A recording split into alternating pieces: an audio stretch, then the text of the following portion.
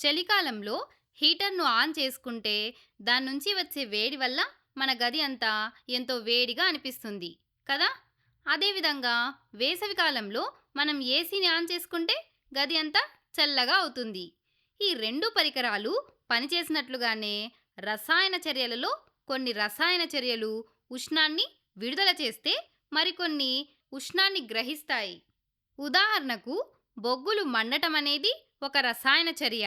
ఆ చర్య జరిగినప్పుడు ఉష్ణశక్తి అంటే హీట్ ఎనర్జీ బయటకు విడుదలవుతుంది. అదేవిధంగా మనం మెగ్నీషియం తీగను మండించినట్లయితే ఆ తీగ తెల్లటి కాంతితో మండి ఉష్ణశక్తిని మరియు కాంతి శక్తిని ఈ రెండింటిని విడుదల చేస్తుంది. ఈ విధంగా ఉష్ణాన్ని బయటకు విడుదల చేసే చర్యలను ఉష్ణమోచక చర్యలు ఎక్సోథర్మిక్ రియాక్షన్స్ అని అంటాం. అయితే అన్ని రసాయన చర్యలు ఈ విధంగా ఉష్ణాన్ని బయటకు వదలవు. కొన్ని రసాయన చర్యలు జరగాలంటే మనమే బయట నుండి ఉష్ణాన్ని లేదా శక్తిని అందించాల్సి ఉంటుంది. ఉదాహరణకు ఐరన్ సల్ఫేట్ స్ఫటికాలను మనం మండించినప్పుడు ఆ స్ఫటికాల రంగు లేత ఆకుపచ్చ రంగు నుండి గోధుమ రంగులోకి మారుతుంది.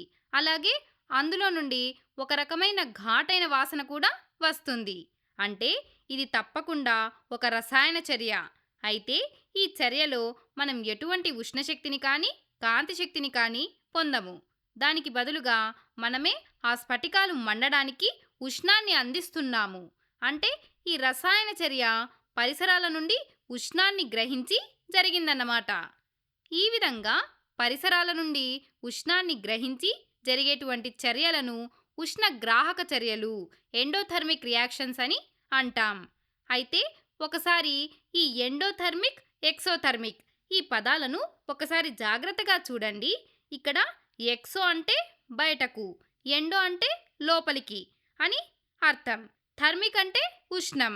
కాబట్టి ఎక్సోథర్మిక్ అంటే ఉష్ణం బయటకు రావడం, ఎండోథర్మిక్ అంటే ఉష్ణాన్ని గ్రహించడం.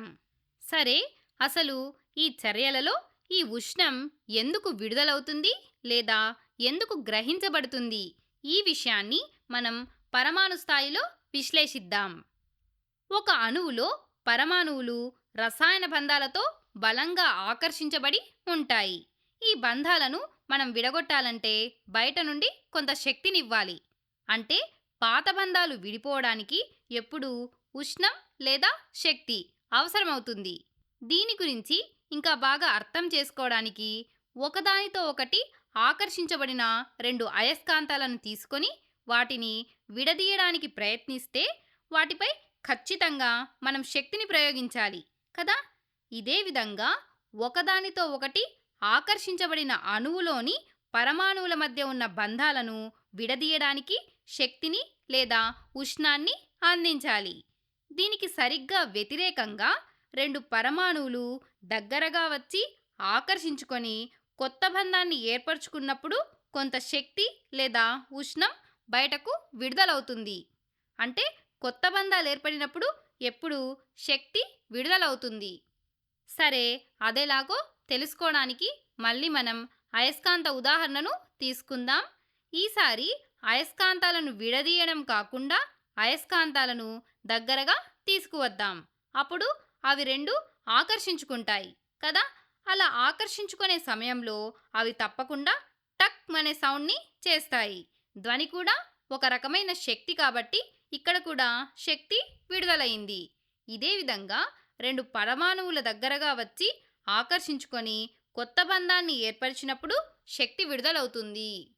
ఏ రసాయన చర్యలోనైనా సరే ప్రధానంగా జరిగేది పరమాణువుల పునరమరిక మాత్రమే. అంటే అణువులలోని పరమాణువులు పాత బంధాలను తెంచుకొని ఒకదానికొకటి దూరంగా విడిపోవడం లేదా కొత్తగా ఆకర్షించుకొని మళ్ళీ దగ్గరకు రావడం. ఒక రసాయన చర్య జరిగేటప్పుడు ఈ రెండు ప్రక్రియలు ఖచ్చితంగా జరుగుతాయి. అయితే పాత బంధాలను విడగొట్టడానికి మనం వాటికి శక్తిని అందించాల్సి ఉంటుంది. అదే సమయంలో పరమాణువులు దగ్గరగా ఆకర్షించబడి కొత్త బంధాలు ఏర్పడేటప్పుడు కొంత శక్తి బయటకు విడుదలవుతుంది. ఈ రెండు ప్రక్రియల ఆధారంగా మనం ఉష్ణాన్ని లేదా శక్తిని విడుదల చేసే చర్యలను ఉష్ణమోచక చర్యలు అంటే ఎక్సోథర్మిక్ రియాక్షన్స్ అని అంటాము. అదేవిధంగా ఉష్ణాన్ని లేదా శక్తిని గ్రహించే చర్యలను ఉష్ణగ్రాహక చర్య అంటే ఎండోథర్మిక్ రియాక్షన్ అని అంటాము. దీన్ని ఒక వ్యాపార ఉదాహరణతో ఇంకా సులభంగా అర్థం చేసుకుందాం. ఒక వస్తువుని కొని అమ్మడం రసాయన చర్య అని అనుకుందాం. కొనడానికి మనం పెట్టిన పెట్టుబడిని పాత బంధాలు విడగొట్టడానికి వాడిన శక్తి అని అనుకుందాం. అలాగే ఆ వస్తువును మనం అమ్మినప్పుడు వచ్చిన డబ్బును కొత్త బంధాలు ఏర్పడినప్పుడు విడుదలైన శక్తి అని అనుకుందాం. ఉదాహరణకు మీరు ఒక మొబైల్ను 100 రూపాయలు పెట్టి కొన్నారు. అంటే బంధాలు విడగొట్టడానికి 100 యూనిట్ల శక్తిని వాడారు. దాన్ని 200కు అమ్మారు అంటే కొత్త బంధాలు ఏర్పడినప్పుడు 200 యూనిట్ల శక్తి విడుదలైంది. ఇప్పుడు ఏమైంది? మీకు అదనంగా 100 లాభం వచ్చింది కదా. అంటే చర్య జరిగిన తర్వాత మొత్తం మీద అదనపు శక్తి బయటకు విడుదలైంది. ఈ విధంగా శక్తి బయటకు వస్తే అదే ఉష్ణమోచక చర్య.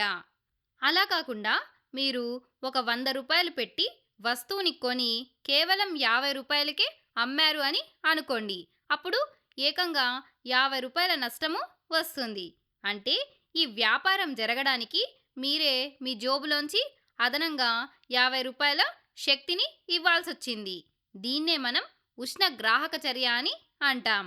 ఇప్పుడు మీకు ఈ ఉష్ణ మోచక చర్య మరియు ఉష్ణగ్రాహక చర్యల గురించి బాగా అర్థమైంది కదా. సరే, ఇప్పుడు మనం కొన్ని రసాయన చర్యలను ఉదాహరణగా తీసుకొని వాటి సమీకరణాలను రాసి ఈ చర్యల గురించి ఇంకా వివరంగా తెలుసుకుందాం. ఇది ఒక మెగ్నీషియం తీగ.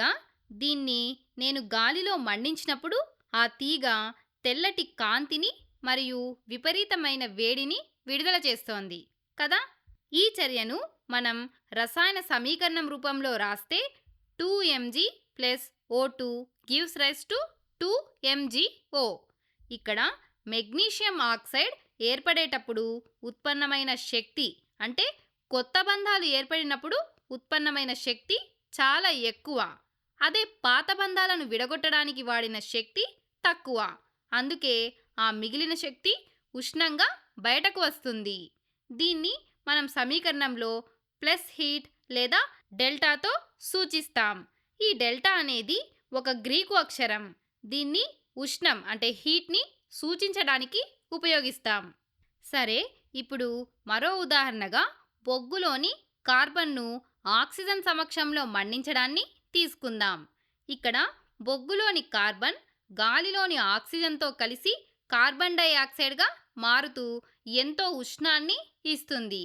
దీన్ని సమీకరణ రూపంలో రాస్తే C+O2 gives rise to CO2 plus heat. సరే, మరొక ముఖ్యమైన ఉదాహరణ పొడి సున్నం అంటే కాల్షియం ఆక్సైడ్లో నీళ్లు కలపడం.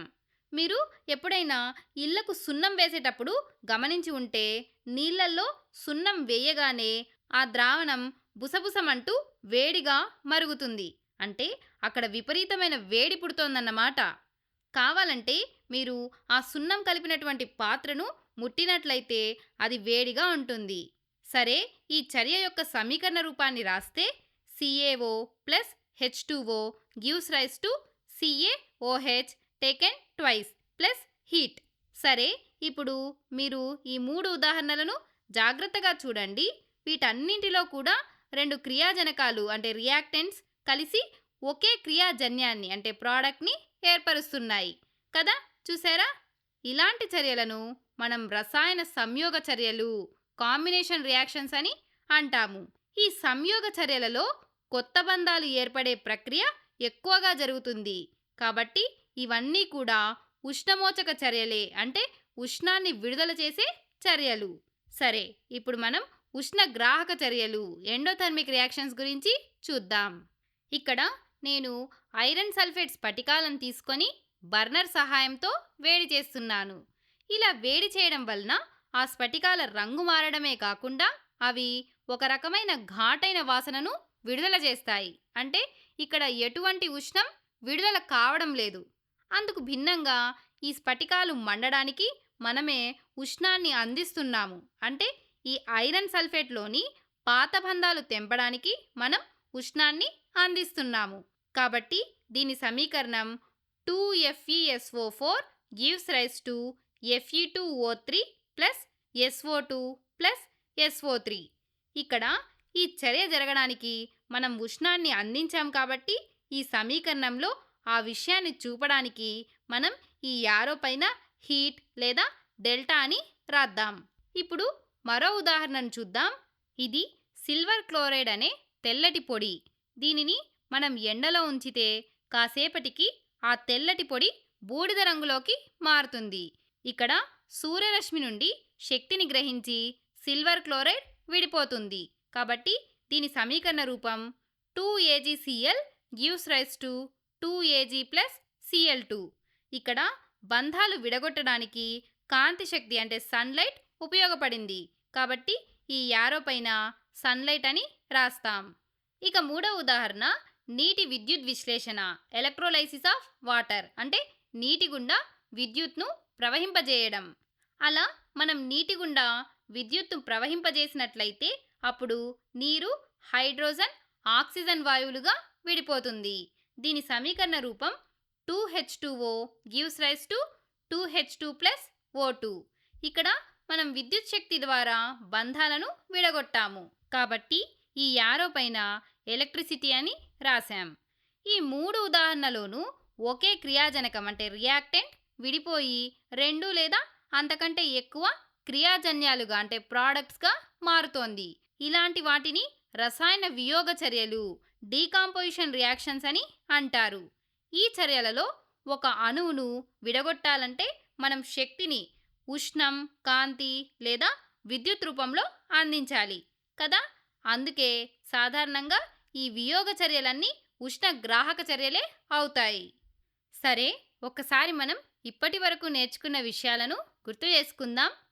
ఉష్ణాన్ని విడుదల చేసే చర్యలు ఉష్ణమోచక చర్యలు, అదే ఉష్ణాన్ని గ్రహించే చర్యలు ఉష్ణ గ్రాహక చర్యలు. మెగ్నీషియం, బొగ్గు మండటం వంటి చర్యలు ఉష్ణమోచకానికి ఉదాహరణలు. సిల్వర్ క్లోరైడ్, నీరు వియోగం చెందడం వంటి చర్యలు ఉష్ణగ్రాహకానికి ఉదాహరణలు. అలాగే సమీకరణాన్ని రాసేటప్పుడు ఒక చర్య ఉష్ణమోచక చర్య అయితే ఆ చర్యలో ఉష్ణం అనేది ఒక ఉత్పత్తి అంటే ప్రోడక్ట్ లాగా బయటకు వస్తుంది. కాబట్టి ఆ విడుదలయ్యే ఉష్ణాన్ని బాణం గుర్తుకు కుడివైపున అంటే క్రియాజన్యాల వైపు ప్లస్ హీట్ లేదా డెల్టా అని రాస్తాము. అదే ఉష్ణగ్రాహక చర్య అయితే చర్య జరగడానికి మనమే శక్తిని ఇవ్వాలి కాబట్టి సమీకరణాన్ని మనం రాసేటప్పుడు బాణం గుర్తుపైన ఉష్ణం, కాంతి, విద్యుత్ ఇలా ఏ శక్తిని ఉపయోగించామో ఆ పదాన్ని రాసి స్పష్టంగా సూచిస్తాము.